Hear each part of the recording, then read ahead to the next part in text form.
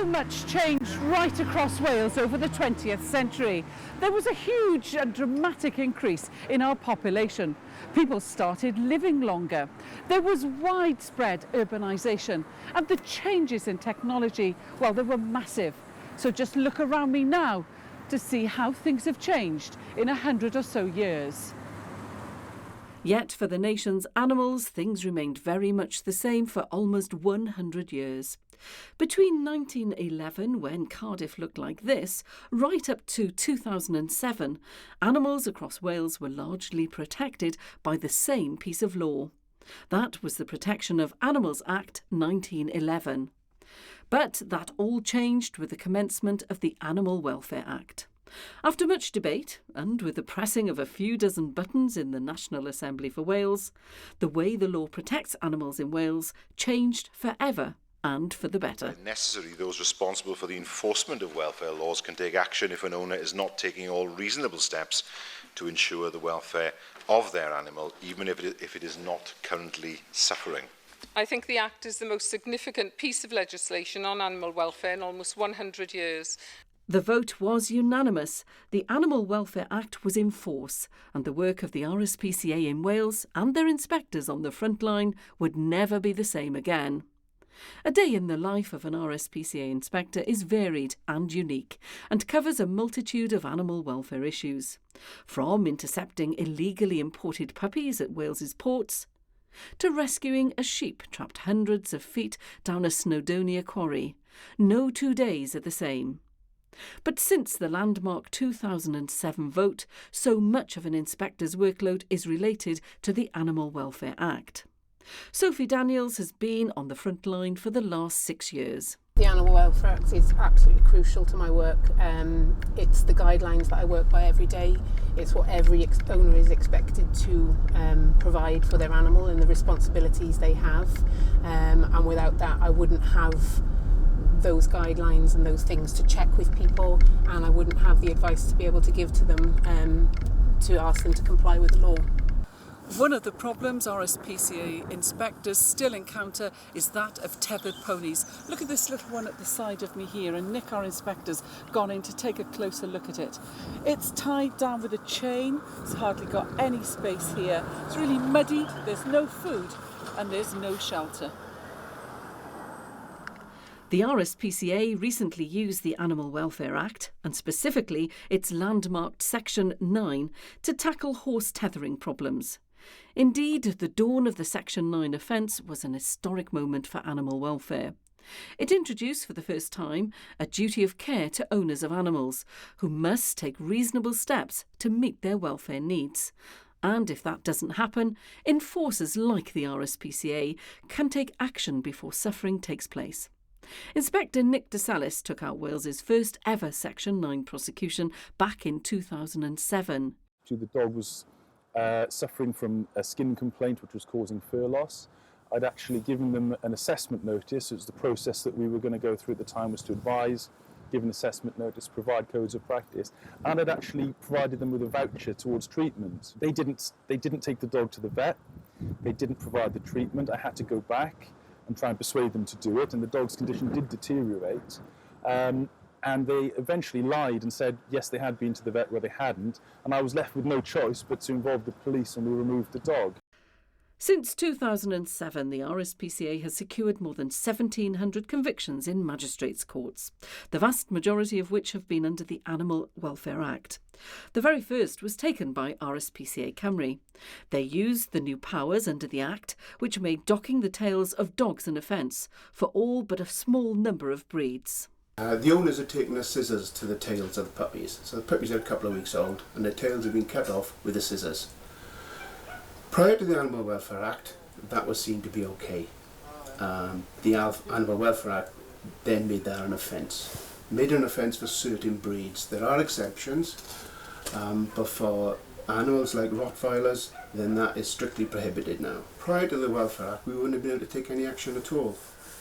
Inspector Dougard has been enforcing animal welfare legislation for some 35 years and has seen plenty of changes, not just the dawn of the Animal Welfare Act.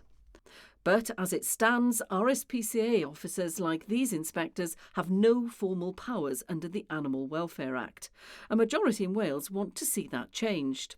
A new poll has found that 73% support the RSPCA being given formal powers to tackle animal cruelty under the Animal Welfare Act. Education is a key aspect of the RSPCA's work. Prevention is always better than cure. These school children from across South Wales recently debated whose responsibility animal welfare is in Wales.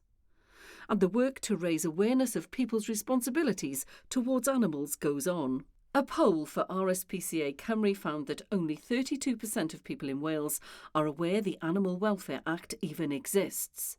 It's the same story for these codes of practice, which give vital information to owners on how to care for particular species. Just 13% know they even exist. So, before animals are rehomed, the RSPCA works to ensure new owners understand the legal responsibilities they now have. Many animals rescued by the RSPCA are rehabilitated and rehomed from centres like this one at Newport. In fact, this one centre alone last year found new homes for 380 animals. That was almost 200 cats, more than 100 dogs, like this little chap behind me, Diesel, who's now having great fun. They also helped find homes for 51 rabbits and 26 small animals. And the animals coming here come via the RSPCA Inspectorate. Over the last 10 years, the Animal Welfare Act has been used to further strengthen the law in Wales around the protection of animals. And perhaps nothing symbolises this change better in Wales than the ban on electronic shock collars and other such devices on dogs and cats. In the National Assembly for Wales in 2010, it was another landmark moment for animal welfare. Ar dystiolaeth wyddonol, dwi wedi dod I gredu bod coleri trydan yn achosi dioddefaint diangen I anifeiliaid.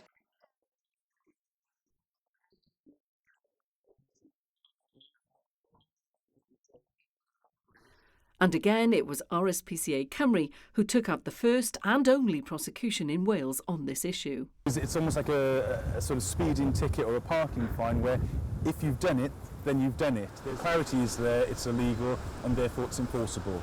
Regulations too have been made under the Act concerning the identification of pets. So now any dog over 8 weeks of age treated at this RSPCA clinic in Merthyr must be microchipped, thanks again to the Animal Welfare Act. It's implanted basically through a simple injection technique, and any stray now with the new laws in is able to be reunited with their owner that much quicker. But what about protecting wild animals in the circus? Many people now prefer to see human acts like this rather than wild animals being forced to perform in cramped conditions and carted all over Wales and being forced to train. Certainly the message from performers of all ages at the Shelley Norton Talent Shack was clear. It's cruel and they're in cages and it's just not nice. You don't just need animals to have fun. They must not like it, just being travelled around everywhere. It's just as much fun without animals. Wild animals in circuses should be consigned to the history books. And away from the circus, it's also hoped that the Animal Welfare Act will soon end the unacceptable practice of monkeys being kept as pets. These rescue monkeys have all their complex needs met, but more than 100 are still wrongfully kept in private homes in Wales. For the last decade, animals across Wales have been better protected than ever before. Animals like Diesel, remember this gorgeous husky? Well, things weren't always so happy for him. It's really sad. There were 5 dogs at the property. 4 of them looked like this. They were friendly, lovely dogs, and they'd been allowed to get into a condition like this. Has the Act been able to help you in this case? Yes, it has, because the Act is there to allow me to believe when I see an animal like this that it is in a suffering state. I can then take it to a vet who can confirm that. Since being in the RSPCA care, he's put on 7 kilos. So you can imagine how thin they were. You could see their hips, you could see their ribs, even underneath all that coat. That's all you could see was bones. So they've come a long way. Now Diesel has got a new forever home. Fantastic, he's settled in. He's taken a bit of time to get his personality out, but he's become an 11th part of our lives. lots of fun, and that's why we adopted him. And the RSPCA have given us lots of tips and advice in obviously how to handle him and train him well, and that's going to continue along into the future. And to hear now that Diesel, who we've earlier seen galloping about having fun, to hear he's got a new home, how do you feel? It's lovely. That's what the job's for, to start with something like this, get a prosecution so that these people can't do the same to other animals, and see ultimately that the animal is fit well and in a new home. With animals like Diesel helped every single day, it's clear the Animal Welfare Act has been delivering for a decade. And that's something every single one of us should celebrate.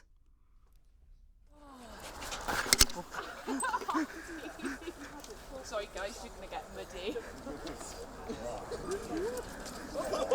No, I don't want to.